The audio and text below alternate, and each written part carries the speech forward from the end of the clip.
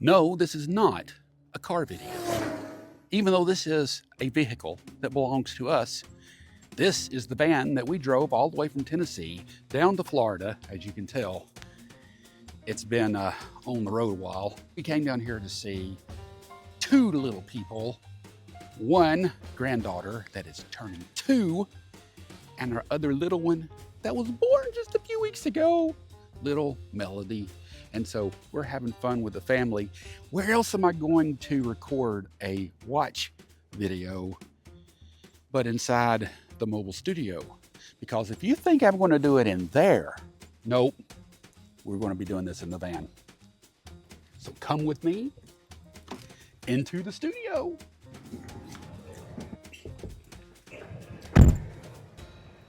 Hello everybody, welcome back and welcome to this strange situation that we're in. And it's raining outside too, so don't fall asleep during the video, okay? I'll try not to, because it's nice and comfy and warm in here and quiet with the rain, you know, coming down all around. Florida rain, but it's cold down here right now, I have to say. It's what temperature is it? I'm looking at my car, 55 degrees and rainy. Yeah, it's a little cold for Florida, especially where we're at. What I'm bringing to you are some watches that are all connected in a very, very close way, but disconnected by time. Namely, about 10 years each. Because what I'm going to start off with is one of my favorite watches, and it is a 1958 Timex.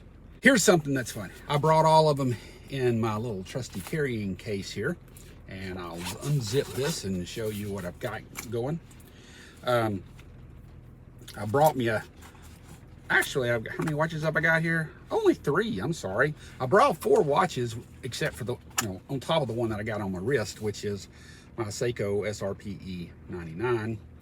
And that's what I've been wearing as my daily watch recently. But I have with me, I can't get it out, my Seiko for if I needed something for a dressy occasion. And then I've also got the watch I want to share with you here now, and the other 2 over here. So what's the story with it? Well, this watch, like I said, is a self-winding Timex. This is the first year, this watch right here, this is the first year that Timex came out with an automatic movement. As best as I know. Now, there's some debate as to whether or not this is a 58 or a 59. But either way, this is pre-1960 Timex. But I love the shape of this watch. I love the size of this watch. And I love the dial of this watch. What do you think? Applied indices. The white is sort of a creamish white dial. And look at the case.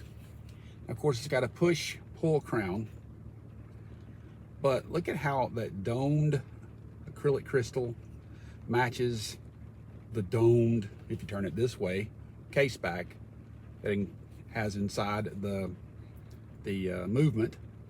And it's just so smooth. It is so classy. I just love the look of it. Now, what kind of size are we talking about here?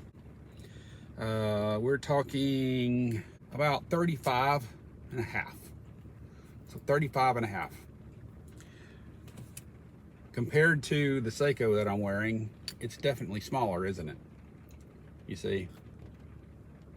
But back in the day, this was a size of watch that was very common. And as a matter of fact, they got smaller. So what do I have to go along with it? This is my birth watch. I've maybe shown you before, birth year watch. This is a 1967 Timex. This is a ... dash is what it's called. The only year they ever made the ... dash. And because as you can see, the indices have the dash and a ... dash, ... You have the dashes on the 3 and the 9. But look at the difference in this dial compared to the 50s.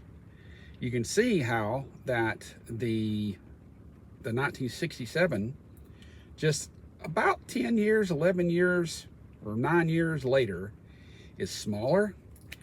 It's also thinner, but this is not an automatic. This is just a hand wound movement. This is an automatic over here to your right. And you just see that there is a definite difference in the design.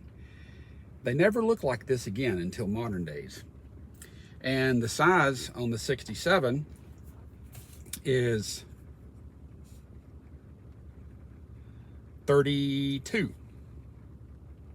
So you got a 3mm difference in case width. And so it's definitely smaller. But then you go another 10 years, and really not even 10 years, because the next one that I want to show you is a 73 Timex. But you can definitely see the difference in the way things look style-wise. Because if you think about it, think about cars. How did cars change from the 1950s, then to the 60s, and then to the 70s? You had, let's say, a 1957 Chevy. That was a big, beautiful car, wasn't it? Then what happened when you got to a 67 Mustang? Sleek, just a little bit bigger than the 64s and 65s. And then when you got into the 70s, especially a 73 Mustang, 73 Thunderbird, what do you have? Huge cars, you know, a lot different in style. And then here you can see that reflected in the watches. Over here is a 73 Timex. Now these are Marlins. And so a 67 and a 73 Timex Marlin. Look at the difference in the design cues there. This one is just a little bit on the thinner side. This one is bigger, and the indices are more squared off, cubed and stuff, not as elegant. So a different kind of look.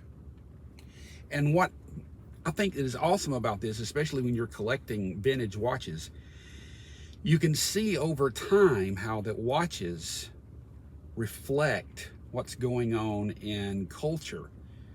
Timex had a lot of crazy watches, you know, a lot of styles, a lot of funky designs that came out in the late 60s and 70s that were really crazy. But when you get back into the 80s again, what do you see but them going back to a style more similar to the 60s? And that's pretty much the way it stayed for a long time.